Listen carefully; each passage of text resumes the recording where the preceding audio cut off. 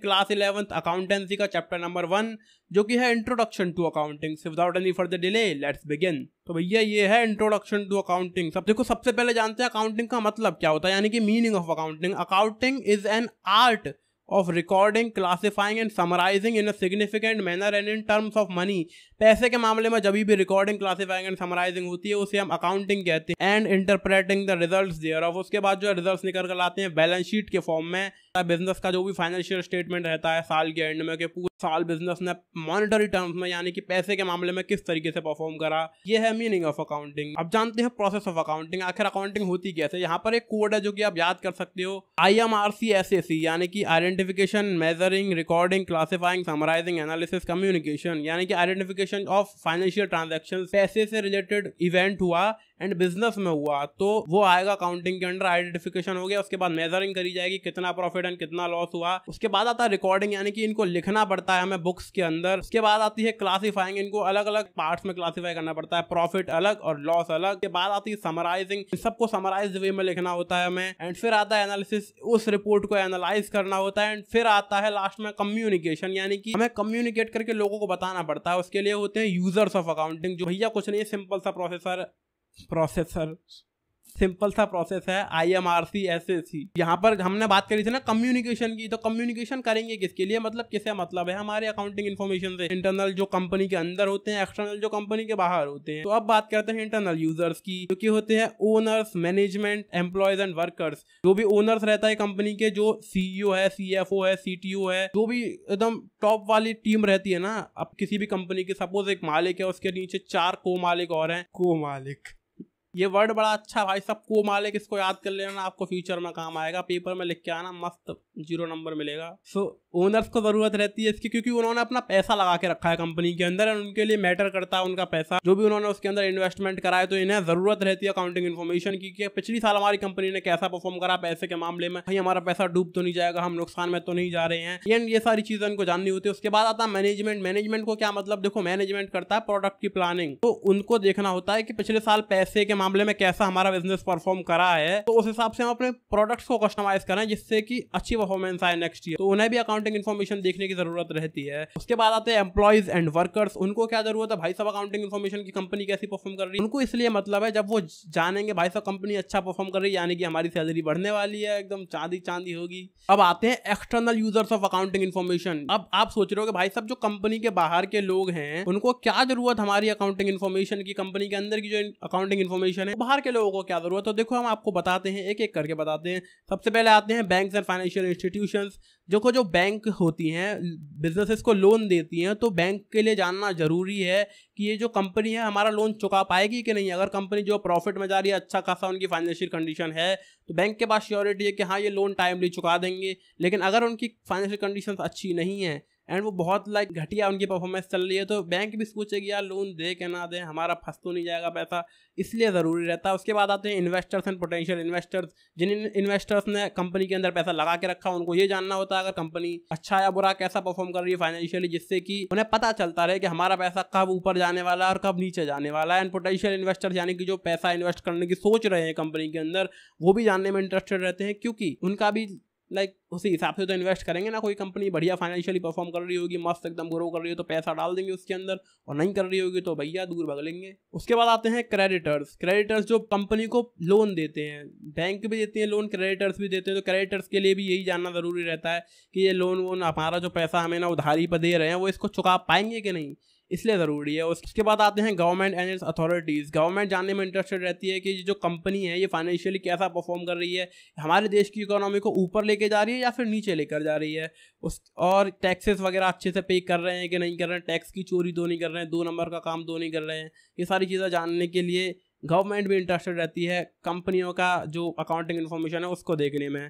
उसके बाद आते हैं रिसर्चर्स में हमारे यूट्यूबर्स भी आ सकते हैं जो कंपनियों की केस स्टडी बनाते हैं। सपोज आप में से बहुत से लोग जानते होंगे आखिर एप्पल की कितनी इनकम है साल की, माइक्रोसॉफ्ट की कितनी इनकम है, आपने कैसे जाना, वो रिसर्चर्स की वजह से जाना। अपने रिसर्चर्स जो है इनकी अकाउंटिंग इन्फॉर्मेशन को देखते हैं, फिर गूगल पर अपनी वेबसाइट्स पर आर्टिकल्स पोस्ट करते हैं, अपने ब्लॉग्स पर पोस्ट करते हैं, यूट्यूब वीडियोज में पोस्ट करते हैं, जिनके थ्रू आप लोग जान पाते हो। रिसर्चर्स को इसलिए इसकी जरूरत रहती है। उसके बाद आते हैं कंज्यूमर्स यानी कि जो प्रोडक्ट यूज करते हैं उस कंपनी का। अब इनको क्यों जरूरत रहती है, देखो हो क्या रहा है, जब से एप्पल आईफोन आया है ना तब से जो प्राइसेस है वो बढ़े ही हैं। तो इसका क्या रीजन हो सकता है, ये चीज हमें उनकी अकाउंटिंग इन्फॉर्मेशन देखकर पता चल जाएगा। देखो हमारे मन में दो चीजें रहती हैं, एप्पल के आईफोन के प्राइस बढ़े क्यों रहे हैं, इसके दो रीजन हो सकते हैं। पहला तो ये अपने ब्रांड के नाम का पूरा फायदा उठा रहे हैं और प्राइसेस बढ़ाते चले जा रहे हैं, कुछ खास खर्चा हो नहीं रहा है इनका आईफोन को बनाने में, लेकिन सिर्फ पैसे बढ़ा रहे हैं, प्रॉफिट बढ़ाते चले जा रहे हैं। दूसरी चीज ये हो सकती है कि जो आईफोन की प्रोडक्शन कॉस्ट है वो भी बढ़ती चली जा रही है, सॉफ्टवेयर डेवलपर्स को ये पैसा ज्यादा दे रहे हैं, इनकी जो परचेज है वो ज्यादा हो रही है, जो भी रॉ मटेरियल परचेज कर रहे हैं वो ये महंगा वाला परचेज कर रहे हैं। तो ये चीज उनकी अकाउंटिंग इन्फॉर्मेशन को देख के पता चलेगा कि कितनी इन्होंने सेल करी है, कितनी इन्होंने परचेज करी है। तो फाइनली हमको पता चल जाएगा कि ये ऐसे ही प्राइसेस बढ़ा रहे हैं या फिर इनका जो रॉ मटेरियल है वो भी महंगा हो रहा है, इनके इंजीनियर्स है वो भी महंगे हो रहे हैं। सब चीजें जो है अकाउंटिंग इन्फॉर्मेशन देख के ही पता चलती है, तो कंज्यूमर्स इसलिए जानने में इंटरेस्टेड रहते हैं। एंड लास्ट में आती है पब्लिक मतलब वो लोग जो ना कंज्यूमर है, ना इन्वेस्टर है, ना गवर्नमेंट है, ना बैंक है, कुछ भी नहीं है, उन्हें कंपनी से कोई लेना देना नहीं, फिर भी उन्हें जानना हमारी ये जो कंपनी है कैसा काम कर रही है। भाई साहब देखो, आप में से ज्यादातर लोग होंगे जिनके पास लैम्बोर्गिनी और रोल्स रॉयस जैसी महंगी गाड़ियां नहीं होंगी, लेकिन फिर भी आप इंटरेस्टेड रहते हो कि ये जो कंपनी इतनी महंगी गाड़ियां बनाती है ये जो है कितना पैसा कमाती होगी, आखिर ये कंपनी कितनी अमीर है। तो ये भी हम जैसे लोग जानने में इंटरेस्टेड रहते हैं। तो अब कुछ लोग कंफ्यूज रहते हैं कि अकाउंटेंसी और अकाउंटिंग में क्या डिफरेंस है, अकाउंटिंग क्या है और अकाउंटेंसी क्या है। तो बहुत सिंपली हम आपको बताते हैं, accounting is a process and accountancy is the knowledge of that process. यानी कि आपने सीए देखे होंगे जो कि अकाउंटिंग करते हैं, तो वो जो कर रहे हैं वो प्रोसेस है, वो कोई काम कर रहे हैं, वो किसी प्रोसेस को फॉलो कर रहे हैं, तो वो है अकाउंटिंग। लेकिन हम क्या कर रहे हैं, हम सिर्फ उसके बारे में पढ़ रहे हैं, हम नॉलेज ले रहे हैं उस प्रोसेस की, that mean we are studying accountancy. तो हम जो पढ़ रहे हैं वो अकाउंटेंसी है। आप में से जो लोग बाद में चल के सीए वगैरह बनेंगे और एंड अकाउंटिंग करेंगे, तो वो जो चीज आप करोगे उसे कहेंगे हम अकाउंटिंग। ये सिंपल सा डिफरेंस है, इसमें कंफ्यूज होने की कोई भी बात नहीं है। आते हैं qualitative characters of accounting information. इसमें देखो 4 वर्ड्स होती हैं, RRUC, reliability, relevance, understandability and comparability. ये है कैरेक्टर्स ऑफ अकाउंटिंग इन्फॉर्मेशन। ये जो अकाउंटिंग इन्फॉर्मेशन है वो किस तरह की होनी चाहिए, इसमें जरूरी चीजें क्या होनी चाहिए। सबसे पहले रिलायबल होनी चाहिए, यानी कि उसके ऊपर रिलाय किया जा सके, उसके ऊपर डिपेंडेंट रहा जा सके। कोई भी कंपनी की अकाउंटिंग इन्फॉर्मेशन अगर हम देख रहे हैं तो उसके बारे में जो है बिल्कुल सही होनी चाहिए, ये नहीं कि कुछ झूल झाल होकर रखा उसके अंदर। उसके बाद दूसरी चीज आती है रेलेवेंस, यानी कि जो अकाउंटिंग इन्फॉर्मेशन है वो रेलेवेंट होनी चाहिए, ये नहीं कि कुछ भी ऊटपटांग लिख के रखा है। कंपनी के बारे में प्रॉपरली उसी कंपनी के बारे में होना चाहिए, ये नहीं कि इधर उधर से उठा के चीजें अगर लिख रखी है उसके अंदर। उसके बाद तीसरा है अंडरस्टैंडेबिलिटी, वो जो अकाउंटिंग इन्फॉर्मेशन है वो क्लियरली अंडरस्टैंडेबल होनी चाहिए। जो कोई भी कंपनी है, किसी भी कंपनी की मैं अकाउंटिंग इन्फॉर्मेशन देखूं तो मैं उस चीज को समझ पाऊं, ये जो है जरूरी होता है अकाउंटिंग इन्फॉर्मेशन के अंदर। अगर वो अंडरस्टैंडेबल ही नहीं है, हमने अपने अलग अलग हिसाब लगा के रखे हैं भाई साहब, कभी कहीं कुछ वर्ड लिख रहा है, कहीं कुछ फॉर्मूला लग रहा है ऊटपटांग तरीके का जो पल्ले ही नहीं पड़ रहा है, तो उस अकाउंटिंग इन्फॉर्मेशन का कोई फायदा नहीं है, वो क्वालिटेटिव कैरेक्टर्स को क्वालिफाई नहीं करती है एंड वो गलत मानी जाएगी। उसके बाद चौथा होता है कंपेरेबिलिटी, यानी कि कंपेयर करी जा सके। ये नहीं हो कि हमने इस साल अकाउंटिंग अलग तरीके से करी है, पिछली साल कुछ अलग तरीके से करी थी, ये चीज जो है बिल्कुल गलत मानी जाएगी, क्वालिटेटिव कैरेक्टर्स के अंदर फॉल नहीं करती, जो कि सही नहीं है भाई साहब, कोई मतलब नहीं है ऐसी अकाउंटिंग का। अब आती हैं ब्रांचेस ऑफ अकाउंटिंग, यानी कि अकाउंटिंग के क्या क्या ब्रांच रहती हैं। तो देखो सबसे पहले होती है फाइनेंशियल अकाउंटिंग, दूसरी कॉस्ट अकाउंटिंग, तीसरी है मैनेजमेंट अकाउंटिंग। यही 3 तरह की अकाउंटिंग जो है हम इस साल पढ़ रहे हैं, social accounting and tax accounting. ये सब जो हम आगे पढ़ने वाले हैं, इस साल सिर्फ यही 3 है। फाइनेंशियल अकाउंटिंग यानी पैसे से रिलेटेड, वैसे अकाउंटिंग होती ही पैसे से रिलेटेड है, मतलब पैसे का मामला जहां आ जा वहीं अकाउंटिंग है। और कॉस्ट अकाउंटिंग होती है कॉस्ट से रिलेटेड, प्रोडक्ट की कॉस्ट से रिलेटेड जो अकाउंटिंग रहती है उसे हम कहते हैं कॉस्ट अकाउंटिंग। फिर आती है मैनेजमेंट अकाउंटिंग, यानी कि मैनेजमेंट को जो चीजें असिस्ट करती हैं अकाउंटिंग की, जो भी अकाउंटिंग इन्फॉर्मेशन की जो भी पार्ट मैनेजमेंट को असिस्ट कर रहा होगा उसे हम कहेंगे मैनेजमेंट अकाउंटिंग। उसके बाद आते हैं अगले पेज पर जो कि है ऑब्जेक्टिव्स ऑफ अकाउंटिंग, यानी कि इसका फायदे क्या हैं, क्या जरूरतें हैं इसकी, क्या ये काम करती है अकाउंटिंग। देखो मेंटेनिंग अकाउंटिंग रिकॉर्ड्स, जो भी रिकॉर्ड्स रहते हैं कंपनी के फाइनेंशियल वो सब मेंटेन रहते हैं एंड बाद में चल के यूज कर सकते हैं हम उन्हें। कभी भी हमें अपना कंपनी का पास्ट वास्ट देखना हो या फिर अकाउंटिंग इन्फॉर्मेशन जो यूजर्स को प्रोवाइड करनी है उसके लिए जरूरी रहता है ये मेंटेनिंग अकाउंटिंग रिकॉर्ड्स। तो ये ऑब्जेक्टिव है इसका। दूसरा है डिटरमाइनिंग प्रॉफिट एंड लॉस, पता चल जाएगा कंपनी ने किस चीज में प्रॉफिट कमाया एंड कहां पर लॉस गवाया। एंड फिर आती है determining financial position. Financial position जो है कंपनी की एग्जैक्टली पता चल सकती है, कोई भी फर्म है तो पता चल जाएगा हमें कि पोजीशन क्या चल रही है इस समय, कितने ये पानी में है। फिर आता है फैसिलिटेटिंग मैनेजमेंट, यानी कि मैनेजमेंट को फैसिलिटेट करना, मदद करना मैनेजमेंट की, उसको अच्छे से संभालने में अपने काम को। देखो आपको ना अकाउंटेंसी में एक चीज देखने के लिए मिलेगी, आपको काफी सारी चीजें जो है सिमिलर सी लगेंगी, क्योंकि फैसिलिटेटिंग मैनेजमेंट में 2 से 3 बार और पहले ही बोल चुका हूँ इसी सिंगल चैप्टर के अंदर। तो ये जो आपको कई बार मिलेगा ये तो ऐसे ही है, ये तो ऐसे ही चलता है, चीजें जो है सिमिलर सी रहती हैं, क्योंकि अलग अलग तरीके से बहुत जोरदार तरीके से गहराई में घुस के हमारे लिए एक्सप्लेनेशन दिया गया एनसीईआरटी के अंदर, इससे कि हम बहुत अच्छे से समझ सके इस चीज को। तो चीज बहुत सिंपल है, आपको भले ही लिख रहा होगा भाई साहब पहला चैप्टर 27 पेज का एनसीईआरटी में, लेकिन इतना कोई भारी चीज नहीं है ये थोड़ा सा समझना है, इजी और व्हाट। फिर है providing accounting information to users. देखो मैं पहले भी कह चुका हूँ providing accounting information to users, फिर आ गया तो यही वाली बात है, कुछ बेसिक 4-5-6 चीजें हैं जो अगर आपको पता चल गई तो आप सीख गए भाई साहब अकाउंटिंग। मतलब शुरुआत के 3-4 चैप्टर तो पढ़ लिया आपने, आप बस कुछ चीजें जान जाओ। एक इस चैप्टर का पहला पार्ट है, एक और दूसरा पार्ट होगा, उसे देख लेना, ये समझ लो आपके 4 चैप्टर खत्म। क्योंकि सब में भाई साहब सेम चीज है, जितना मैंने पढ़ा है ना सब सिमिलर लगता है यहाँ पर, कुछ चीजें आप गहराई से जान जाओ, दैट्स इट। उसके बाद है प्रोटेक्टिंग बिजनेस एसेट्स। एसेट्स क्या होते हैं, लायबिलिटीज क्या होती हैं, ये सब आप आगे वीडियो में जानोगे। इस वीडियो में तो खैर हम क्या ही बताएंगे, आपको आगे के चैप्टर्स में आपको पता चलेगा, एंड कुछ लोग तो जानते भी होंगे। तो आगे बढ़ते हैं। उसके बाद आते हैं फंक्शंस ऑफ अकाउंटिंग। देखो फिर सेम सी चीज आ गई यार, क्या अंतर है ऑब्जेक्टिव और फंक्शन में? मतलब अंतर है लेकिन उतना बहुत ज्यादा अंतर नहीं है। तो मैं पहले ही बोल चुका हूँ आपको, कुछ चीजों को डीपली समझ लो, चैप्टर खत्म, अकाउंटेंसी खत्म पूरी मैं कहता हूँ। तो यहाँ पर भी सेम चीज आ जाती है, maintaining systematic accounting record, preparation of financial statement यानी कि बैलेंस शीट बनाना, और फिर आता है असिस्टेंट टू मैनेजमेंट, फिर 5वीं बार बोल रहा हूँ इस वीडियो में। फिर आता है मीटिंग लीगल रिक्वायरमेंट्स, हमने पहले ही बोला था, जो यूजर्स रहते हैं अकाउंटेंसी के, आई मीन अकाउंटिंग के, गवर्नमेंट जो होती है वो क्या जानना चाहती है भाई सब, मीट करती है कि नहीं ये लीगल रिक्वायरमेंट्स को, ये फंक्शन है इस अकाउंटिंग का।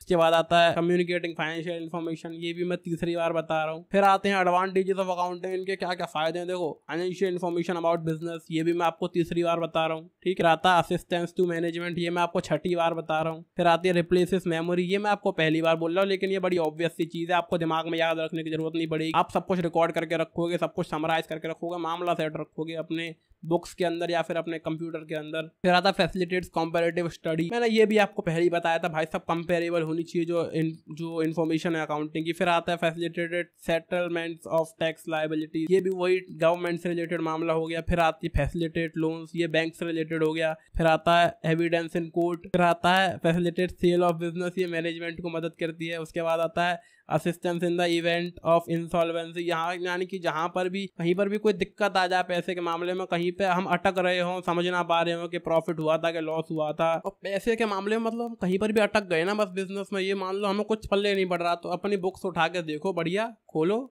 और चीजें आपको समझ आ जाएंगी क्या चल रहा था। फिर आता है हेल्पफुल इन पार्टनरशिप अकाउंट्स। देखो जो भी पार्टनरशिप फॉर्म्स रहती हैं, जो मान लो 2 लोगों ने मिलकर एक बिजनेस शुरू करा एंड उस बिजनेस की वैल्यू एक टाइम पे जाके होगी 1 करोड़ रुपए, टोटल उस कंपनी की वैल्यू है 1 करोड़ रुपए। इन लोगों के बीच में अग्रीमेंट हुआ था कि हम दोनों के जो है इक्वल शेयर्स रहेंगे इस कंपनी के अंदर, 50% तुम्हारा और 50% मेरा। तो अग्रीमेंट डन था भाई साहब, 50% जो है शेयर्स थे हम दोनों के। तो मान लो क्या होता है, एक टाइम पर जाके कंपनी की वैल्यू 1 करोड़ हुई, तो 50-50 लाख हम दोनों के हुए। पहला मेंबर हूं मैं, दूसरे हो आप, तो आप तो कंपनी को चला रहे हो, मेरा मन करता है भैया मैं इस कंपनी को छोड़ रहा हूँ, मुझसे नहीं होगा, मैं कोई और बिजनेस कर रहा हूँ या कुछ भी दूसरा काम कर रहा हूँ, मुझे मेरा पैसा वापस चाहिए, यानी कि जो शेयर है वो मुझे पैसा चाहिए। मैं क्या करूंगा, जो कंपनी के शेयर्स है वो तुमको ही बेच दूंगा, 50 लाख रुपए तुमसे ले लूंगा, काम खत्म। ये कैसे पता चलेगा? अकाउंटिंग इन्फॉर्मेशन से। अकाउंटिंग इन्फॉर्मेशन से हमको पता चलेगा कि इसकी वैल्यू कितनी है, तभी तो मैं कह पा रहा हूँ कि भाई साहब 50 लाख रुपए दे दो मुझे मेरी कंपनी का जो शेयर्स है उसके। तो इस तरीके से पार्टनरशिप में मदद करता है। उसके बाद है हेल्पफुल इन डिसीजन मेकिंग,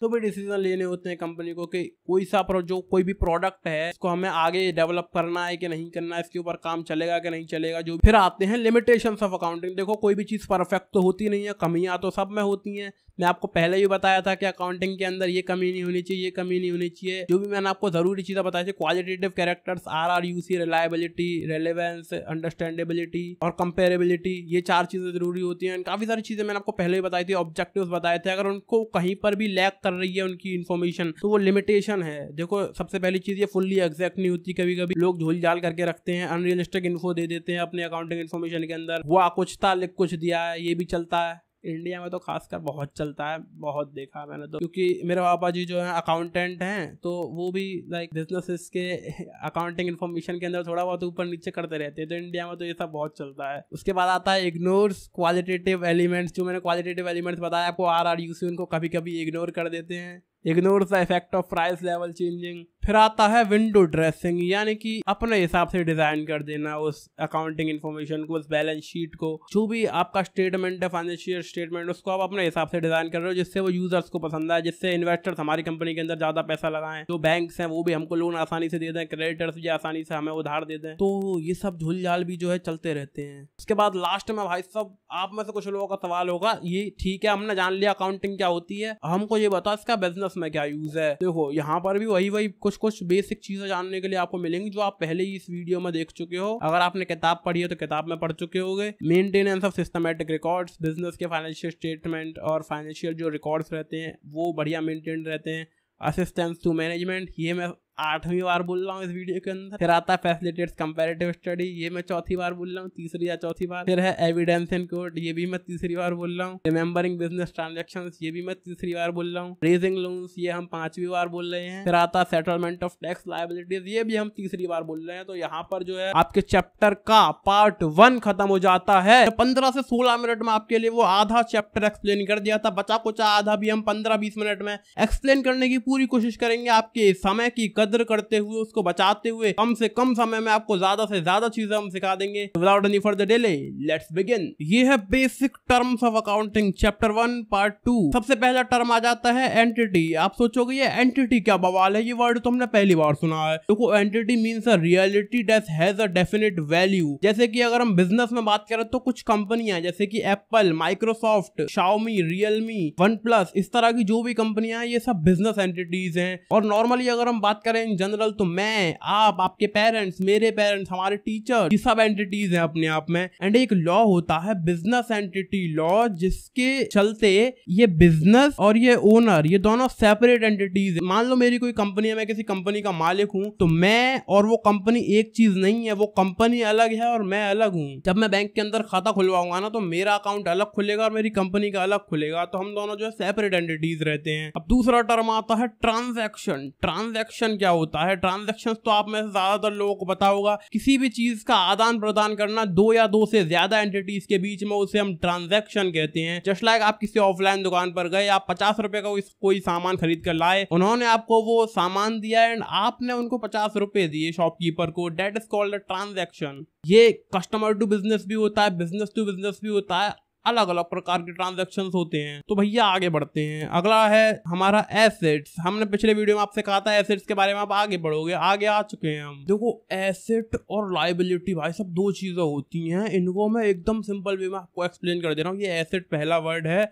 आगे ये और है दूसरा लायबिलिटी। इन दोनों में जो किताब में लिखा है वो लिखा उसे छोड़ो, मैं आपको सिंपल भाषा में, इंसानी भाषा में बताता हूँ। Asset is something which puts money into your pocket and liability is something which takes money out of your pocket. यानी एसेट वो चीजें हैं जो आपके पॉकेट में पैसा डालती हैं, एंड लायबिलिटी वो चीजें हैं जो आपकी पॉकेट से पैसा निकालती हैं। सपोज आपने कोई मकान खरीदा 100 गज का, और सिंगल स्टोरी 100 गज का मकान आपने खरीदा सपोज 30 लाख रुपए का, तो अगर आप उस मकान के अंदर खुद रहोगे तो वो आपके लिए एक लायबिलिटी है, यानी कि वो रोज आपके जेब से पैसा निकालता रहेगा। उस मकान की आप मेंटेनेंस करोगे, उसके बिजली का बिल भरोगे, पानी का बिल भरोगे, उसके अलावा काफी सारे और बिल पेमेंट्स रहते हैं जो एक घर को अगर हम ओन करते हो तो हमको वो सब पे करने पड़ते हैं। लेकिन अगर आप उसी 100 गज के मकान को जो अपना 30 लाख रुपए का खरीदा था किराए पे उठा दोगे 10,000 रुपए महीने पे, तो आप साल के 1.25 लाख रुपए उससे कमा पाओगे एंड वो आपके लिए एक एसेट बन जाएगा। आई होप आप समझ पाए होगे एसेट्स एंड लायबिलिटीज के बीच में डिफरेंसेस। भाई सब गेट पे कोई आया, अब हमको जाना पड़ेगा, यहीं पे छोड़। I will be back.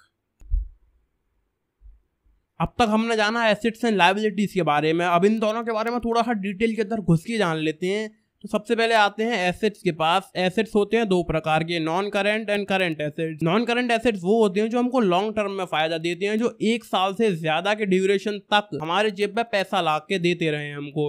और करंट एसेट्स वो होती हैं जो 1 साल के अंदर ही अंदर खत्म हो जाएं, 1 साल के अंदर अंदर हमारे जेब में पैसा ला रहे हैं उसके बाद लाना बंद कर देते हैं, वो होते हैं करंट एसेट्स। देखो नॉन करंट में आते हैं fixed assets, and fix assets के अंदर भी हम बात करेंगे फिक्स एसेट्स क्या होते हैं। तो सपोज हमने कोई शॉप परचेज करी अपना बिजनेस शुरू करने के लिए, मान लो मुझे कोई कंप्यूटर शॉप शुरू करनी है, तो मुझे जो है एक जगह पर एक दुकान परचेज करनी पड़ेगी या तो किराए पर लेनी पड़ेगी, जैसे भी हो। मान लो मैंने उसको परचेज कर लिया, वो मेरे लिए फिक्स एसेट है एंड वो आएगा टेंजिबल एसेट्स के अंदर। टेंजिबल एसेट्स वो होती है जो हमको क्लियरली दिखाई दे रहे होते हैं, जिनको हम नाप सकते हैं, पैसे से तोल सकते हैं, वो होते हैं tangible assets. And intangible assets वो होते हैं जिनको हम पैसों से नहीं तोल सकते, जैसे कि हमारे शॉप पे जो एम्प्लॉयज काम करते हैं उनको हम पैसे से नहीं तोल सकते कि इस आदमी की 1 करोड़ रुपए वैल्यू है, इसकी 10 करोड़ है, इस तरह नहीं होता। वो इनटेंजिबल एसेट्स है, लेकिन वो फिक्स्ड एसेट है, लंबे समय तक हमारे लिए काम करता रहेगा एम्प्लॉय। ऐसा नहीं कि 1 साल में छोड़ के भाग लेगा, बस हो सकता है भाग जाए, लेकिन ज्यादातर जो है 1 साल से ज्यादा ही टिकेंगे। उसके बाद है कैपिटल वर्क इन प्रोग्रेस, जो भी काम करंटली चल रहा है वो हमको 1 साल से ज्यादा जो है फायदा देगा। उसके बाद है इंटेंजिबल एसेट्स अंडर डेवलपमेंट। कुछ इंटेंजिबल एसेट्स ऐसे भी होते हैं जो कि अंडर डेवलपमेंट चले, जो हमको दिख नहीं रहे हैं मगर चल रहे हैं, इनको पैसों से नहीं तोला जा सकता मगर डेवलपमेंट जो चल रहा है। फिर आते हैं नॉन करंट इन्वेस्टमेंट्स, जो कि हमने ऐसे इन्वेस्टमेंट करके रखे हैं जो हमको सालों साल पैसा देते रहेंगे। हमने स्टॉक्स के अंदर इन्वेस्ट करके रखा है, हमने शेयर मार्केट में पैसा लगा के रखा बढ़िया अच्छा खासा, जो हमको सालों साल रिटर्न्स लाकर देता रहेगा, वो भी जो है नॉन करंट एसेट्स के अंदर आता है। फिर आते हैं डेफर्ड टैक्स एसेट एंड है लॉन्ग टर्म लोन एडवांसेस,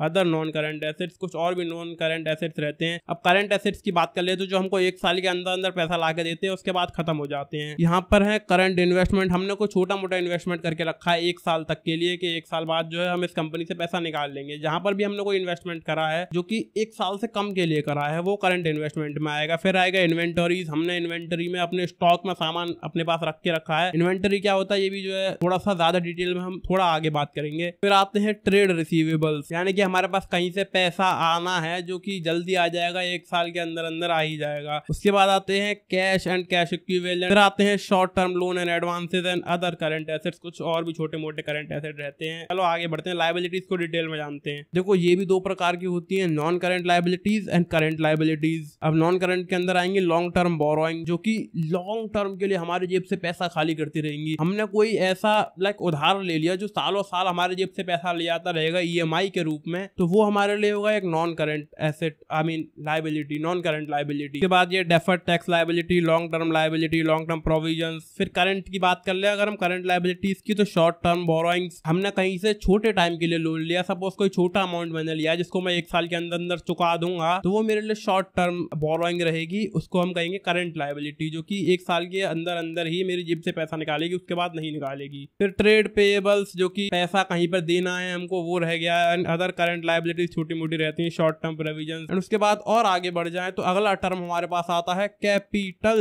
ये कैपिटल क्या होता है? देखो कैपिटल को भी हम सिंपल भाषा में समझ सकते हैं, किताबी भाषा में ज्यादा दिमाग ना लगाते हुए। कैपिटल होती है हमारी कंपनी की वैल्यू, एग्जैक्ट वैल्यू, हमारे हाथ में कितना पैसा है ये वैल्यू। मान लो मैंने अपना बिजनेस शुरू करने के लिए 10 लाख रुपए की कोई दुकान खरीदी एंड साथ में कुछ कैश बिजनेस के अंदर डाला। मैंने 10 लाख की दुकान खरीदी, 10 लाख कैश डाला बिजनेस के अकाउंट के अंदर। मैंने या तो किसी से बोरो किया था या तो खुद अपनी जेब से डाला था, जो भी करा था। 10 लाख की दुकान होगी, 10 लाख कैश हो गया। फिर कुछ स्टॉक हमने खरीदा सामान बेचने के लिए, सपोज 5 लाख रुपए का, तो 25 लाख रुपए हो गई हमारी कैपिटल। That's it. अब फिर गेट पे कोई आ गया, फिर जाना पड़ेगा। हाँ तो गाइस हम एक बार फिर से वापस आ चुके हैं गेट खोल के, तीसरी बार। तो भैया कैपिटल की बात हो गई है, थोड़ा सा आगे बढ़ते हैं, बात करेंगे सेल्स की। ये सेल्स क्या होता है? सेल्स से आप समझ पा रहे हो कोई सामान की बिक्री। आगे बढ़ो। फिर है रेवेन्यू। रेवेन्यू मतलब वो पैसा जो हमने अपना सामान या फिर सर्विस बेचकर कमाया है। उसके बाद और आगे बढ़ेंगे, फिर आता है एक्सपेंसेस। एक्सपेंसेस वो खर्चे जो हमें रेगुलर बेसिस पर करने होते हैं अपने बिजनेस को रन करते रहने के लिए, जैसे कि बिजली का बिल भरना, अपने अगर हमने किराए पे दुकान लेके रखी है तो उसका किराया पे करना, अपने एम्प्लॉइज को वेजेस यानी कि सैलरीज पे करना, एंड इस तरह के और भी खर्चे जो रेगुलर बेसिस पर होते हैं उसे हम एक्सपेंस कहते हैं।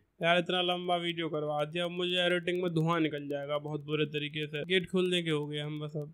फिर अगला टर्म आता है हमारा एक्सपेंडिचर। एक्सपेंडिचर मतलब वो खर्चा जो हमने बिजनेस से पैसा कमाने के लिए किया है। अगर वहां पर खर्चे से ऐसी कोई चीज खरीद ले जो कि 1 साल के अंदर एग्जॉस्ट हो जाएगी, खत्म हो जाएगी, तो उस एक्सपेंडिचर को हम कहेंगे रेवेन्यू एक्सपेंडिचर। और अगर कोई ऐसी चीज हमने परचेज करी है जो कि 1 साल से ज्यादा भी चलेगी तो उस चीज को हम कहेंगे कैपिटल एक्सपेंडिचर, क्योंकि 1 साल के अंदर चली जाएगी यानी कि रेवेन्यू ला कर देगी लेकिन फिर खत्म, तो उसे रेवेन्यू एक्सपेंडिचर हो गया।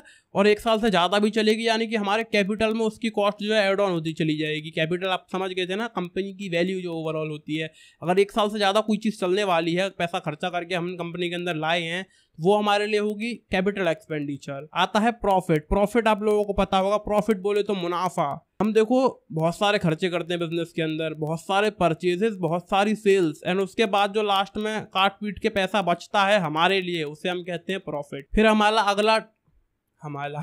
हमारा अगला टर्म है गेन। गेन भी आपको थोड़ा थोड़ा प्रॉफिट जैसा लग रहा होगा, लेकिन ये काफी ज्यादा डिफरेंट है उससे। प्रॉफिट वो होता है जो हम रेगुलर बेसिस पर चीजें बेच कर प्रॉफिट कमाते, पैसा कमाते हैं वो। एंड गेन होता है, मान लो हमने अपने कैपिटल में से कोई चीज बेच दी, कोई अपना फिक्स्ड एसेट बेच दिया, उसके बाद जो हमारे पास पैसा आता है उसे हम कहते हैं गेन। मान लो मेरे बिजनेस की कैपिटल जो थी 25 लाख रुपए थी, मेरे पास जो है 10 लाख की दुकान थी, 10 लाख की मशीनरी थी, एंड 5 लाख जो है मेरे पास कैश था, इस तरह से कुछ था। फिर क्या होता है, हमारे बिजनेस जो है कुछ ऐसा हो जाता है कि हमें जो मशीनरी की कम जरूरत पड़ने लगती है, तो हम क्या करते हैं, कुछ मशीनरी बेच देते हैं। सपोज 2 लाख रुपए का सामान मैंने अपना बेच दिया जो कि मुझे रेगुलरली काम आ रहा था, लेकिन कुछ रीजंस के चलते वो काम आना बंद हो गया और वो बेकार पड़ी है मेरे पास मशीनरी 2 लाख रुपए की। तो मैंने क्या करा, उसको बेच दिया, 2 लाख रुपए कैश अपने पास ले लिया। वो 2 लाख रुपए पैसा जो आया वो होगा गेन। देन हमारा अगला टर्म है लॉस। लॉस से आप समझ गए होगे वर्ड से ही, लॉस बोले तो नुकसान। मान लो हमने परचेजेस करी अपने बिजनेस के लिए, फिर सेल करी, और हुआ क्या कि हमारी जो परचेज थी वो सेल से ज्यादा रही, तो हम चले गए लॉस में। मान लो हमने 1 लाख रुपए का सामान खरीदा, रॉ मटेरियल, थोड़ी बहुत प्रोसेसिंग उसके ऊपर करके 20,000 रुपए की, 1,20,000 टोटल हमारी कॉस्ट आई कोई प्रोडक्ट बनाने में। वो प्रोडक्ट हमने 1 लाख रुपए में बेच दिया, तो हम 20,000 रुपए के नुकसान में रहे, वो होगा हमारा लॉस। आगे चलते हैं जो कि है डिस्काउंट। डिस्काउंट से आप समझ गए होंगे,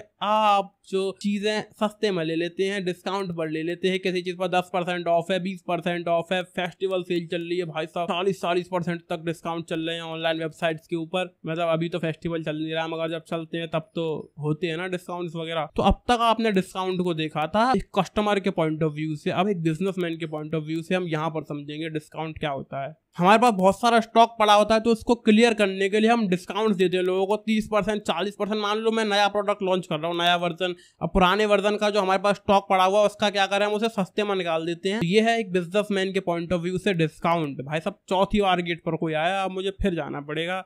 इसके बाद हम अगले टर्म की बात करेंगे। देखो डिस्काउंट से आगे बढ़ते हैं, आता है वाउचर। ये वाउचर जो है ये बिजनेस का टर्म है। ये क्या होता है, वाउचर होता है एक डॉक्यूमेंट्री एविडेंस किसी सेल या फिर परचेज का। मान लो मैंने एज अ बिजनेसमैन कोई चीज किसी को बेची, मान लो मेरी कंप्यूटर शॉप है, कोई मेरे पास आया 50,000 रुपए का लैपटॉप लेकर गया मुझसे, तो मैं उसे एक इनवॉइस बनाकर दूंगा 50,000 रुपीज पेड करके।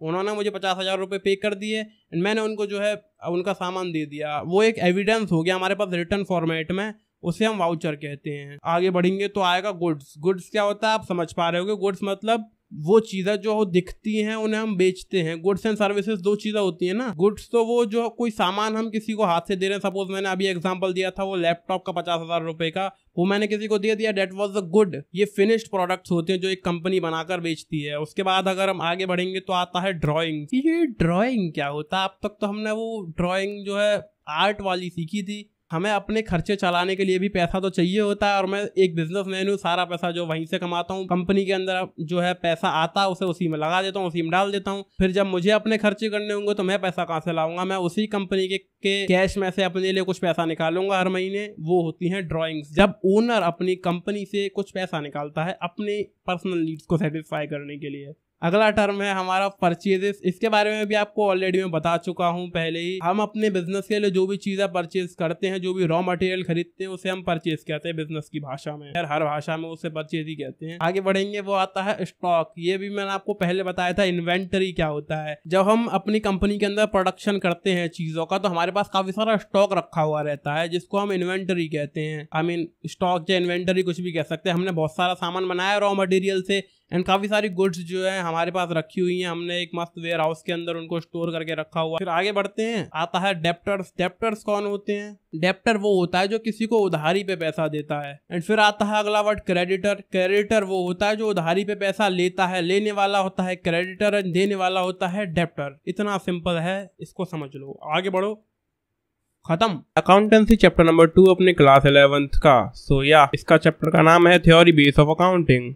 इसकी इंट्रोडक्शन की सबसे पहले बात कर लेते हैं हम। अब देखो होता क्या है, अकाउंटिंग जो है प्रैक्टिकली नहीं हो सकती जब तक उसकी एक अच्छी थ्योरी ना हो। बहुत सारी थ्योरी लिखी गई है अकाउंटिंग की, जिसके बेसिस पर ही हमारी जो अकाउंटिंग प्रैक्टिसेस हैं वो चलती रहती हैं। जैसे कि बहुत सारे अकाउंटिंग प्रिंसिपल लिखे गए हैं, कॉन्सेप्ट लिखे गए हैं, बहुत सारे रूल्स लिखे गए हैं, काफ़ी सारी गाइडलाइंस लिखी गई हैं पहले से। ये थ्योरी बनी हुई है जिनके बेसिस पर अकाउंटिंग चलती रहती है। ये इस चैप्टर का इंट्रोडक्शन है। अब देखो जो institute of chartered accountants of India है, ICAI, इन्होंने बनाई है कुछ अकाउंटिंग पॉलिसीज जिनके दम पर जो है अकाउंटिंग चलती रहती है। इस इंस्टीट्यूट ने ही पूरी अकाउंटिंग पॉलिसीज बनाई हैं, इन्हीं के दम पर सब कुछ चलता है। इन्हीं के सारे रूल्स एंड रेगुलेशंस हैं जिनको अकाउंटिंग प्रैक्टिस के अंदर फॉलो किया जाना चाहिए अच्छे से। अब देखो ये जो theory base of accounting chapter है, इसके अंदर हम सिर्फ 2 चीज़ों के बारे में पढ़ने वाले हैं, fundamental accounting assumptions and GAAPs, यानी कि generally accepted accounting principles. So let's get ahead. सबसे पहले फंडामेंटल अकाउंटिंग असम्पशंस के बारे में बात कर लेते हैं। ये 3 होती हैं, going concern assumption, consistency assumption and एक होता है एक्रूअल असम्पशन। देखो गोइंग कंसर्न असम्पशन जो है वो ये कहता है कि जो हमारा बिजनेस है ना, एक फोर्सिएबल फ्यूचर तक चलेगा। यहाँ पर लिखा भी है फोर्सिएबल फ्यूचर तक हमारा बिजनेस चलेगा at the same level of operations, यानी कि हम जब भी बिजनेस शुरू करते हैं हमें ये सोच के कभी शुरू नहीं करना चाहिए कि हम इसे 1 साल में 2 साल में बंद कर देंगे। पूरा हिसाब किताब लगा के चलो कि बिजनेस जो काफी लंबा चलने वाला है, बहुत लंबे समय तक चलेगा। ये 1, 2, 3 साल का काम नहीं है, लंबा काम है, लंबी रेस है, तो उसी हिसाब से हमें बिजनेस शुरू करना चाहिए। ये असम्पशन हमसे कहता है। उसके बाद आता है कंसिस्टेंसी असम्पशन, जो कि ये कहता है कि हमारी जो अकाउंटिंग प्रैक्टिसेस है ना वो हर साल सेम टू सेम होनी चाहिए, यानी कि जिस तरीके से हम कर रहे हैं अकाउंटिंग को, अपनी जिस मेथड को फॉलो कर रहे हैं वही मेथड साल दर साल हमको फॉलो करते रहना चाहिए। ये नहीं कि इस साल कोई और मेथड आजमाया, पहले साल कुछ और, दूसरे साल कुछ और, तीसरे साल कुछ और, ये गलत बात हो जाएगी। अगर दोनों में हम सेम टू सेम रखते हैं तो वो बात सही होगी। यही हमारा रूल है कंसिस्टेंसी असम्पशन के अंदर। तीसरा आता है एक्रूअल असम्पशन। ये हमसे ये कहता है कि जो ट्रांजैक्शंस होते हैं वो तभी रिकॉर्ड किए जाने चाहिए जब वो हो चुके हो, ना कि जब पैसा आ चुका हो। अब इसका हम एग्जाम्पल से आपको समझा सकते हैं। मान लो आपने कोई क्रेडिट सील करी किसी भी कस्टमर को, अपने मतलब उधारी पे सामान दे दिया कि सामान दे दे रहा हूँ मैं आपको, पैसा बाद में दे जाना, तो आप उसी समय अपने बुक्स ऑफ अकाउंट के अंदर उस चीज को रिकॉर्ड कर लोगे कि हमने सेल कर दी है। ये नहीं कि जब पैसा आएगा तब रिकॉर्ड करोगे।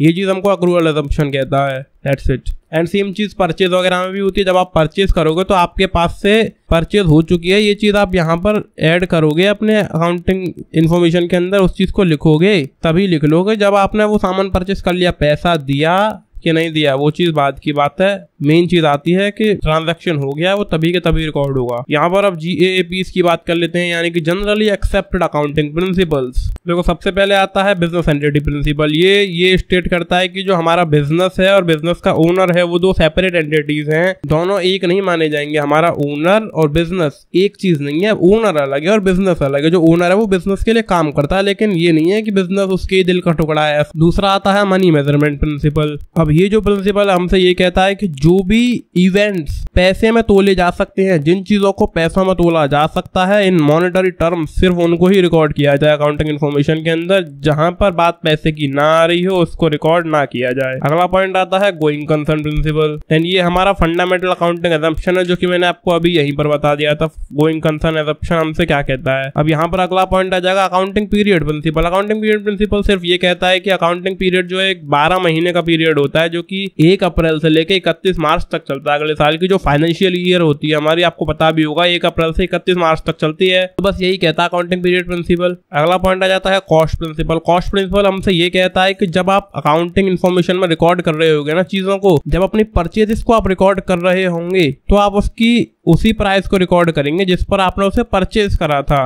नहीं समझ पा रहे होगी ढंग से, इसको भी हम और अच्छे से एक्सप्लेन कर सकते हैं आपके लिए। फॉर एन एग्जांपल, आपने अपने बिजनेस के लिए कोई कंप्यूटर खरीदा जो कि आपने 2020 में खरीदा था, और उस समय उसकी कॉस्ट फॉर एन एग्जांपल 40,000 रुपये थी, 40K, और अब आ गया 2022, तो अब उस कंप्यूटर की कॉस्ट मान लो बढ़ के 50K हो गई। तो क्या अब जब आप 2022 में अपने एसेट्स की कॉस्ट लिख रहे होगे, जब रिकॉर्डिंग कर रहे होगे अपने अकाउंटिंग इन्फॉर्मेशन के अंदर, अपने बुक्स ऑफ अकाउंट के अंदर, तो क्या आप 50,000 रुपये लिखोगे? जी नहीं, आपने तो उसके लिए 40,000 रुपये पे किए थे ना उस एसेट को एक्वायर करने के लिए, तो आप 40,000 रुपीज ही अपने अकाउंटिंग इन्फॉर्मेशन के अंदर अपने बुक्स ऑफ अकाउंट के अंदर रिकॉर्ड करेंगे। ये हमसे कहता है कॉस्ट प्रिंसिपल। अगला पॉइंट आता है डुअल एस्पेक्ट प्रिंसिपल। ये सिर्फ ये कहता है कि हर एक ट्रांजैक्शन के 2 साइड्स होते हैं, 2 एस्पेक्ट्स होते हैं। इसको डुअलिटी प्रिंसिपल भी कहा जाता है। तो उन दोनों साइड्स को रिकॉर्ड किया जाए, डेबिट एंड क्रेडिट दोनों चीजों को रिकॉर्ड करा जाए। आपके पैसे, जैसे कि आप कोई चीज खरीदते हो तो पैसा कटता है, पैसा आपके अकाउंट में से खर्च होता है, लेकिन आपके एसेट्स में तो वो चीज आके ऐड हो जाती है ना। आपने कंप्यूटर खरीदा तो वो आपके एसेट्स में ऐड हो जाएगा। दो हमारे इसके वो होते हैं एस्पेक्ट्स, सिर्फ यही हमसे डुअल एस्पेक्ट प्रिंसिपल कहता है। अगला पॉइंट आता है रेवेन्यू रिकॉग्निशन प्रिंसिपल। ये हमसे ये कहता है कि जब हमने रेवेन्यू कमाया तभी हमारे बुक्स ऑफ अकाउंट के अंदर वो जुड़ जाना चाहिए। नहीं समझे होगे, मुझे पता है। आपने कोई भी क्रेडिट सेल करी, और क्रेडिट सेल यानी कि पैसा आपके पास अभी तो नहीं आया, लेकिन आप उस रेवेन्यू को उसी समय पर अपने अकाउंटिंग इन्फॉर्मेशन के अंदर रिकॉर्ड कर लोगे। जब आपने वो सेल करी, पैसा बाद में आ जाएगा तो आ जाएगा, उसे बाद में देख लेना, लेकिन जो रेवेन्यू है वो अभी के अभी रिकॉर्ड किया जाएगा। उसके बाद आता है मैचिंग प्रिंसिपल। ये हमसे ये कहता है कि हमारे हर साल के जो एक्सपेंसेस हैं, EX बोले तो एक्सपेंसेस और रेवेन्यू, वो मैच कर जाने चाहिए, सेम टू सेम होनी चाहिए हर साल। यही है कहानी हमारे मैचिंग प्रिंसिपल की। बड़ी छोटी कहानी थी ना वैसे। इसके बाद आता है फुल डिस्क्लोजर प्रिंसिपल। ये सिर्फ हमसे ये कहता है हमारे जो अकाउंटिंग इन्फॉर्मेशन के यूजर्स हैं उनको हम पूरी इन्फॉर्मेशन अच्छे से दिखाएं, कोई भी चीज छुपाए ना, कोई भी झोल झाल ना करें अपनी अकाउंटिंग इन्फॉर्मेशन को शो करने में। सिर्फ यही कहता है हमसे फुल डिस्क्लोजर प्रिंसिपल। इसके बाद आता है कंसिस्टेंसी प्रिंसिपल, जिसके बारे में अभी मैंने बताया था आपको, यहाँ पर था ना कंसिस्टेंसी असम्पशन। वीडियो को पीछे करके देख लो, मैं नहीं बोल रहा दोबारा क्या होता है ये। इसके बाद आता है कंजर्वेटिज्म प्रिंसिपल। ये भाई साहब आपको नया सा वर्ड लग रहा होगा कि आखिर ये क्या चीज है। वैसे ये काफी मजेदार सी चीज है, समझो इसको। देखो ये रूल हमसे ये कहता है कि आप अपनी अकाउंटिंग इन्फॉर्मेशन के अंदर ना अपने एंटीसिपेटेड लॉसेस को जरूर लिखो। एंटीसिपेटेड मतलब जो आपको लगता है कि फ्यूचर में हो सकती हैं, आपको मतलब आशंका है इस तरह की कि फ्यूचर में हमारा कोई लॉस हो सकता है, तो उस चीज को आप अपनी अकाउंटिंग इन्फॉर्मेशन के अंदर रिकॉर्ड करके रखो कि इन फ्यूचर लॉस हो सकता है, तो इसके हिसाब से चला जाए। लेकिन यहाँ पर कंडीशन ये है कि आपको एंटीसिपेटेड प्रॉफिट्स नहीं लिखने होते हैं। जैसा मैंने आपसे कहा ना कि लॉसेस, देखो आपके इन फ्यूचर जो लॉसेस हो सकते हैं, आपको लग रहा है कि यार हो सकता है कुछ तो गड़बड़ हो सकती है, तो उस लॉस को तो आपको रिकॉर्ड करना है कि हाँ जी लॉस हो सकता है हमारे बिजनेस के अंदर, लेकिन आपको लग रहा है प्रॉफिट भी हो सकता है, तो वो चीज नहीं रिकॉर्ड करी जाएगी, लेकिन लॉसेस को किया जाएगा। सिर्फ यही कहता है कंजर्वेटिज्म या फिर प्रूडेंस प्रिंसिपल। सिर्फ यही कहता है कंजर्वेटिज्म या फिर प्रूडेंस प्रिंसिपल। इसके बाद आता है मटीरियलिटी प्रिंसिपल। मटीरियलिटी प्रिंसिपल हमसे इतनी सी बात कहता है कि जो भी मटेरियल चीजें हैं हमारे बिजनेस के लिए, सिर्फ उन्हें ही रिकॉर्ड किया जाए। यानी कि आपने प्रोडक्ट डेवलपमेंट पे कहाँ पे खर्चा करा, अपनी टीम को बढ़ाने में कहाँ पे खर्चा करा, अपने एसेट्स को बढ़ाने में कहाँ पे खर्चा करा, उस चीज को रिकॉर्ड करो। लेकिन आपने अपने कस्टमर से बातचीत करके उनकी नजरों में अपनी और अच्छी वैल्यू बना दी, इन चीजों को रिकॉर्ड मत करो, क्योंकि ये तो पैसे के मामले में भी नहीं आते हो। थोड़ा बहुत पैसा अगर आपने कस्टमर्स के ऊपर खर्च कर दिया, मान लो कोई कस्टमर आपके ऑफिस में आया, आपने उसको चाय पिला दी, तो उन चीजों को प्रायोरिटी नहीं दी जाएगी। उसमें जो खर्चा हुआ उसको प्रायोरिटी नहीं दी जाएगी। प्रायोरिटी दी जाएगी मटेरियल चीजों के ऊपर, जो आपने अपने प्रोडक्ट के ऊपर, अपनी टीम के ऊपर, अपने ऑफिस के ऊपर, अपने एसेट्स के ऊपर जो खर्चा करा होगा, वो चीज जो है हमारे लिए मटेरियल होगी एंड उसे पहले रिकॉर्ड किया जाएगा। उसके बाद लास्ट में आता है ऑब्जेक्टिविटी प्रिंसिपल। ये भी हमसे बहुत छोटी सी बात कहता है कि ये जो हमारे अकाउंटिंग प्रिंसिपल्स है ना, वो ऑब्जेक्टिव इन नेचर होते हैं, यानी कि इनको बदला नहीं जा सकता। ऑब्जेक्टिव आपको पता है ना, हमारे ऑब्जेक्टिव और सब्जेक्टिव दो तरह के एग्जाम्स होते हैं। सब्जेक्टिव पेपर में तो क्या होता है, आप अपनी तरफ से आंसर लिखोगे, हो सकता है आपके टीचर को पसंद ना आए, टीचर को लगे इसमें 2 वर्ड ज्यादा होने चाहिए या 2 वर्ड कम होने चाहिए थे, या फिर ये वर्ड नहीं दूसरा वर्ड होना चाहिए था। वो तो सब्जेक्टिव चीज हो गई कि आपको कुछ और लग रहा है और टीचर को कुछ और लग रहा है। लेकिन एक होते हैं हमारे ऑब्जेक्टिव टाइप के क्वेश्चंस, ऑब्जेक्टिव टाइप के पेपर, जिसके अंदर 4 ऑप्शन होते हैं, 4 में से एक ही सही होता है। तो ऑब्जेक्टिविटी प्रिंसिपल हमसे यही कहता है कि एक ही तरह की अकाउंटिंग प्रैक्टिसेस सही हैं। जनरली एक्सेप्टेड अकाउंटिंग प्रिंसिपल्स को जो भी अकाउंटिंग प्रैक्टिसेस हमारी फॉलो करती हैं, सिर्फ वही सही हैं। ये बहुत ऑब्जेक्टिव चीज है, सब्जेक्टिव नहीं है कि अपने हिसाब से बदल बदल के। इसके बाद इनके कुछ फीचर्स की बात कर लेते हैं। देखो पहले तो ये मैन मेड है, ये लोगों इंसानों नहीं बनाए, भगवान ने तो बनाए नहीं है। फ्लेक्सिबल है, इनको बदला भी जा सकता है अगर लॉ की रिक्वायरमेंट्स एक्चुअली होती है।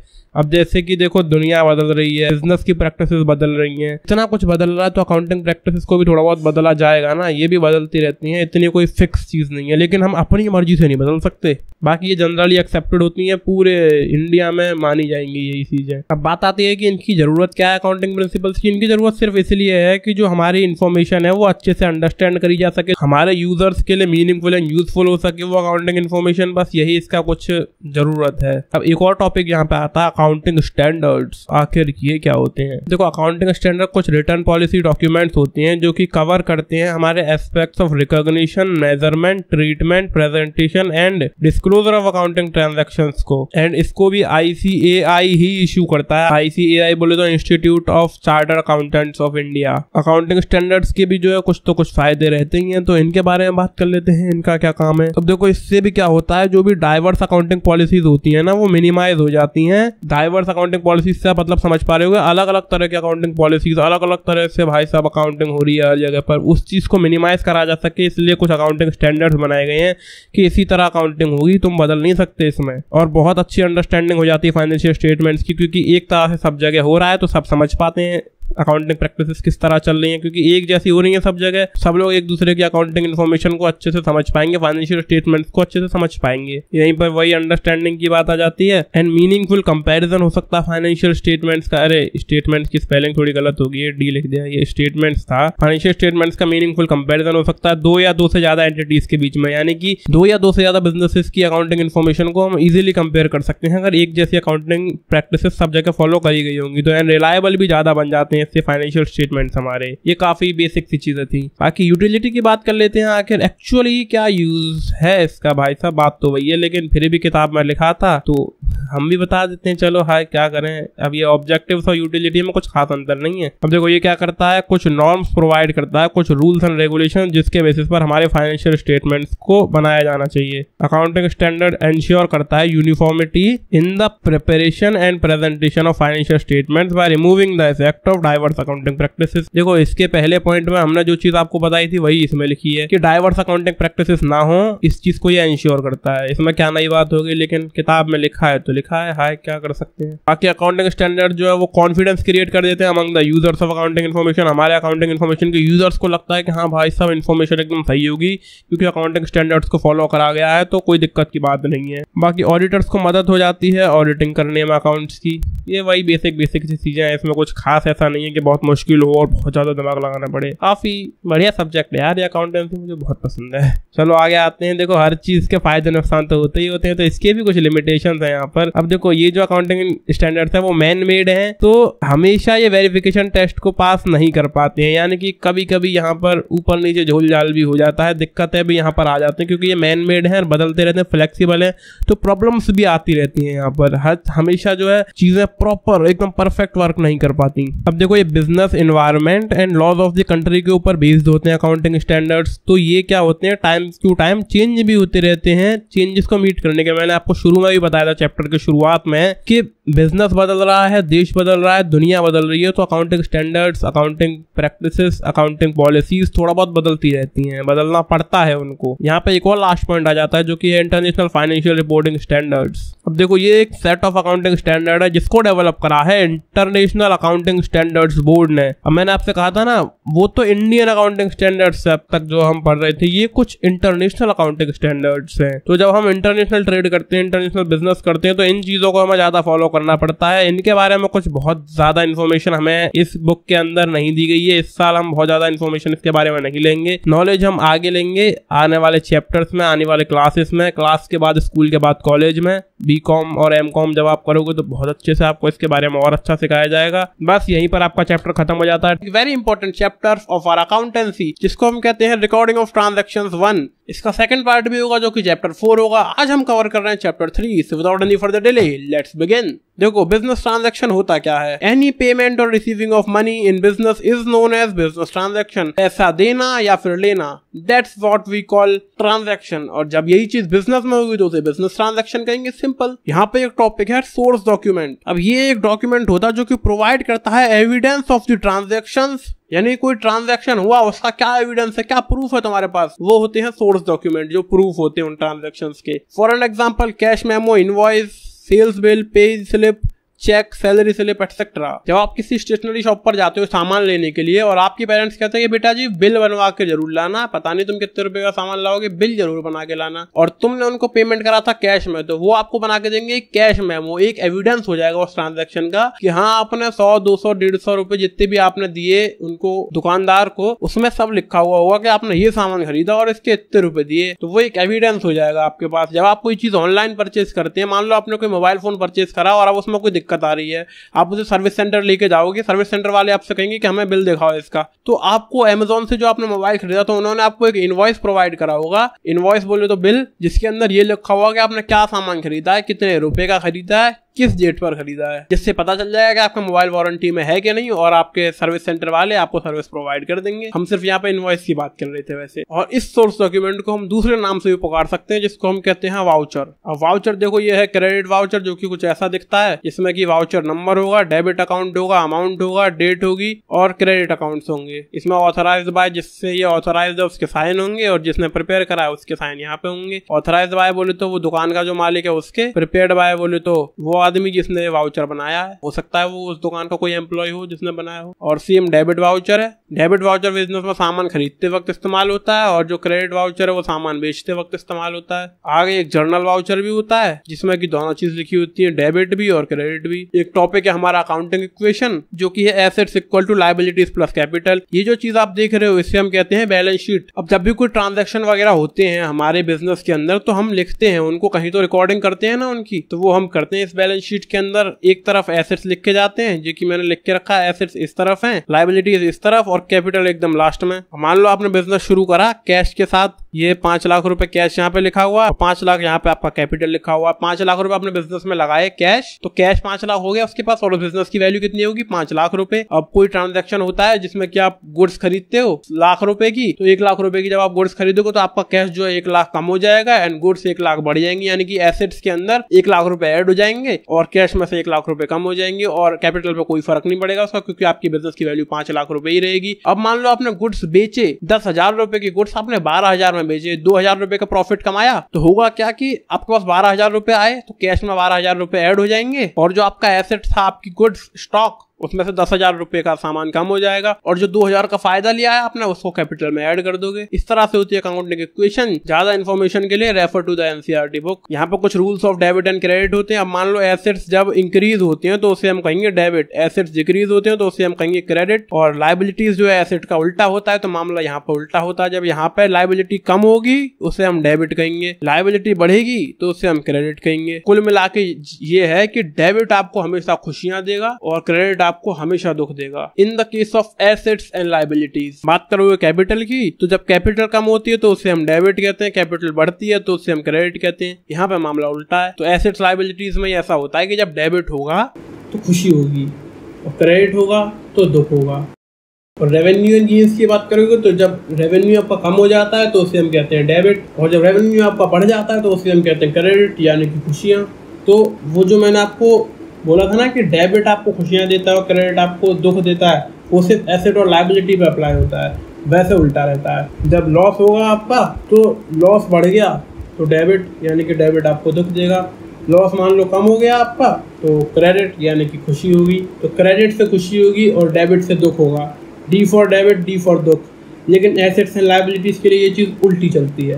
आई होप आप समझ गए होंगे। कोई कंफ्यूजन है देन वीडियो को पीछे करो और फिर से देखो। अब अगला टॉपिक है जर्नल। वैसे मेनली इस चैप्टर में 2 टॉपिक है, अकाउंटिंग इक्वेशन और जर्नल, बाकी तो सब इसके आसपास की चीज़ें हैं। जर्नल जो है एक basic book of original entry होती है। In this book transactions are recorded in the chronological order as when they take place. ये बुक होती है अकाउंट्स की कि जहाँ पर आपके ट्रांजैक्शन रिकॉर्ड करे जाते हैं क्रोनोलॉजिकल ऑर्डर में, यानी कि 1 जनवरी को ट्रांजैक्शन हुआ, उसके बाद 2 जनवरी को हुआ तो 2 जनवरी वाला उसके नीचे आएगा, फिर 3 जनवरी वाला उसके नीचे आएगा, 4 जनवरी वाला उसके नीचे आएगा। एक ट्रांजैक्शन हुआ फिर दूसरा, फिर तीसरा, चौथा, 5वां, ऐसे लाइन से ऑर्डर से लगाए जाएंगे। ऐसा नहीं कि पहला लगा दिया फिर 5वां लगा दिया फिर 7वां लगा दिया फिर दूसरा लगा दिया, ऐसे नहीं, 1 2 3 4 5 6 7 इस तरह चलेगा जर्नल के अंदर। और इसका फॉर्मेट कुछ ऐसा होता है, डेट होता है, पर्टिकुलर्स, एलएफ बोले तो लेजर फॉलियो, जिसका कोई काम नहीं है, अभी नहीं बताया जा रहा आपको ये क्या होता है, ये सब आप बाद में जानोगे। और ज़्यादातर ये कॉलम खाली रहता है और 2 कॉलम और होते हैं, डेबिट अमाउंट और क्रेडिट अमाउंट। जर्नल एंट्री कुछ इस तरह से करी जाती है। अब मान लो आपने बिजनेस शुरू करा विद 5 लाख रुपए कैश, 5 लाख रुपए कैश डाले और अपने कैपिटल में भी ऐड हो गए ऑब्वियसली। 5 लाख रुपए कैश और आपके कैपिटल की वैल्यू होगी 5 लाख रुपए, तो उसको जर्नल में कैसे एंट्री करोगे? जैसा कि मैंने आपसे कहा था, जब हमारे एसेट्स बढ़ जाते हैं तो उसे हम कहते हैं डेबिट, और कैश हमारे लिए एक एसेट है तो कैश अकाउंट हम यहाँ पर लिखेंगे, इसके आगे डीआर लगा देंगे। डीआर मतलब डेबिट, डेबिट पहले लिखा जाएगा उसके बाद लिखा जाएगा क्रेडिट। कैश अकाउंट जो है वो आपका डेबिट हो चुका है, यानी कि कैश आ चुका है, बढ़ चुका है, यानी डेबिट हो चुका है। और हमने आपसे कहा था कैपिटल के मामले में मामला उल्टा रहता है, कैपिटल जब बढ़ेगी तो उससे तुम क्रेडिट कहोगे। अब यहाँ पर कैपिटल भी बढ़ी है तो उससे तुम क्रेडिट कहोगे। अब देखो कैश बढ़ा है उसे डेबिट कहेंगे, कैपिटल बढ़ी है उसे हम क्रेडिट कहेंगे। तो कैश हमने यहाँ डेबिट वाले में लिख दिया और कैपिटल हमने यहाँ इसमें लिख दिया क्रेडिट वाले में। इस तरह बाकी की सारी एंट्रीज भी होती है उन डेबिट एंड क्रेडिट के रूल्स को फॉलो करके। डेबिट पहले लिखा जाता है, उसके नीचे क्रेडिट अकाउंट लिखा जाएगा, पहले डेबिट अकाउंट फिर क्रेडिट अकाउंट। एंड यहाँ पर ये लिखना जरूरी है कि ये क्या ट्रांजेक्शन था। ऐसा नहीं है कि कैश बढ़ गया कैपिटल बढ़ गया, अरे क्यों बढ़ गया, क्या करा था तुमने, वो भी तुम्हें लिखना पड़ेगा यहाँ पे। और लास्ट में इसका टोटल कर दिया जाता है, डेबिट और क्रेडिट जो बराबर आते हैं।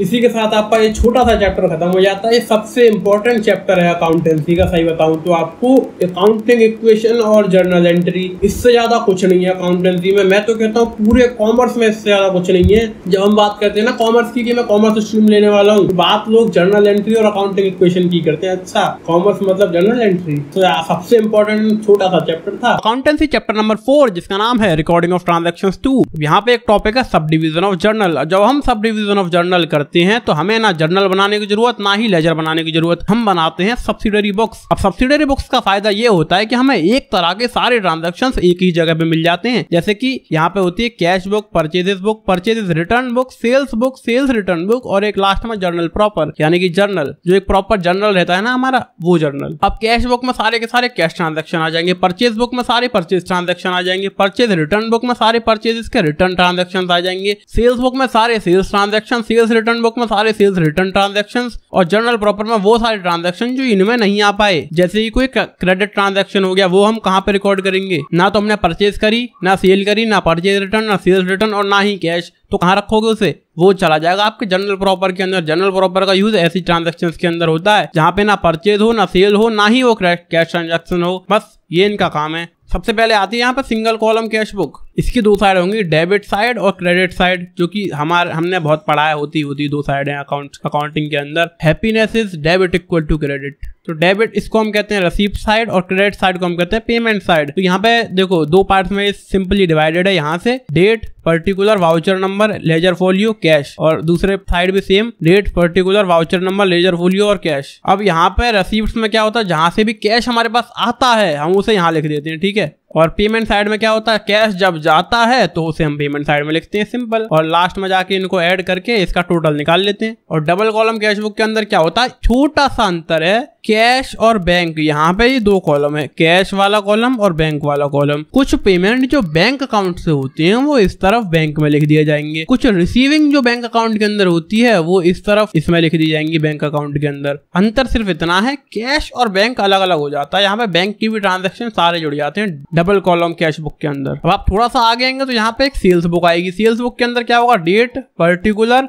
Invoice number, ledger folio, details और टोटल। डिटेल बोले तो ये हमने कोई सामान सेल करा है इनको, MS राम एंड सन्स को 100 packets of ball pen, 60 packets of ink pen, ठीक है, एट द रेट ऑफ 40 रुपए per packet, at the rate of 40 rupees per packet. Total पैसा जो रहा इसका वो 1211 रुपए हुआ, ठीक है। तो इसका टोटल पैसा जो रहा वो 4000 और 2400 मिला के 6400 रुपए हुआ। साथ में IGST ऐड हुआ 12%, तो उसका 768 जुड़ा और लास्ट में ये टोटल 7168 रुपए का ट्रांजेक्शन हुआ है। ये हुई है सेल। सेम चीज इन बाकी के ट्रांजैक्शंस के लिए भी, इन सबका टोटल करके लास्ट में ये निकल के आएगा 24,964 रुपए की सेल हुई है इस 7वें महीने के अंदर, जो कि हमारा ये था 7वां महीना जुलाई। आगे परचेजेस बुक। परचेजेस बुक के अंदर भी सेम चीज होती है कि यहाँ पे नेम ऑफ द सप्लायर लिखा जाएगा। अब इसके आगे आएगी परचेजेस बुक, यहाँ पे नेम ऑफ द सप्लायर आएगा, date, invoice number, LF, ledger folio, details और टोटल अमाउंट। वही सेम काम जो सेल्स बुक के अंदर करा था वही सेम परचेज बुक के अंदर होगा। बस अंतर इतना कि हमारी सेल्स बुक से पैसा हमारे पास आता है वो लिखा गया है, परचेज बुक में जो पैसा जाता है वो लिखा गया है। बस वही है, टोटल आगे आएंगे। यहाँ पे आता है परचेज रिटर्न बुक। यहाँ पे सेम हिसाब है, परचेज जब हम रिटर्न करेंगे यानी कि हमने कोई चीज खरीदी उसे जब हम वापस करेंगे तो वो चीज यहाँ पे लिखी जाएगी इस परचेज रिटर्न बुक के अंदर। इसका भी सेम फॉर्मेट है, डेट, पर्टिकुलर,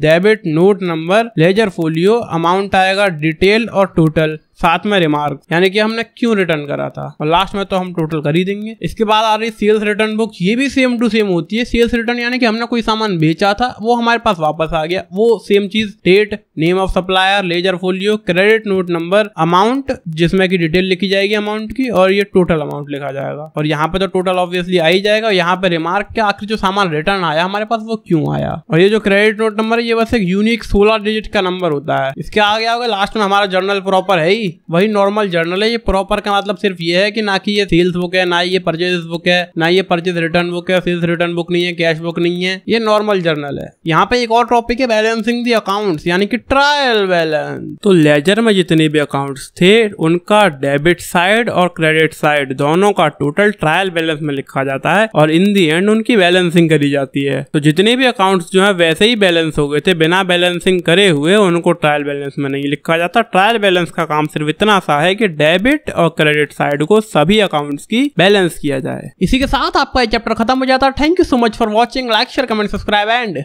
बाय बाय।